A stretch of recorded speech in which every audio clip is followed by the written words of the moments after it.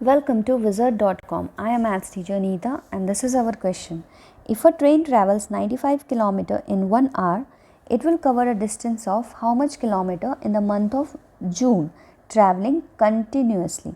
So it is given that the train travels in 1 hour is equal to 95 km.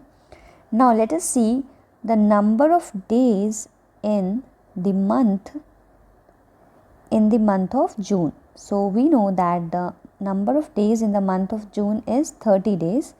So we can find out that the number of hours in 30 days. So first of all, let us see the number of hours in one day. So we know that the number of hours each day is equal to 24 hours. So in one day there are 24 hours.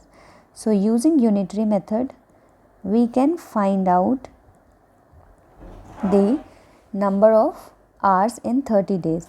So the number of hours in 30 days will be equal to, or you can say this 30 days represents the month of June here.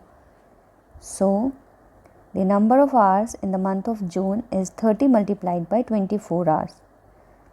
So which is equal to 720 hours. Now the train travels in 1 hour, that is given 95 km, and we have to find that the distance travelled by the train in the month of June, that is 30 days, or you can say 720 hours. So travels in 720 hours with the help of unitary method again.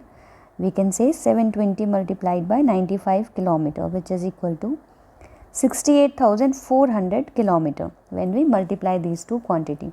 So this is what is asked in the question. So we can say that the distance travelled by train in the month of June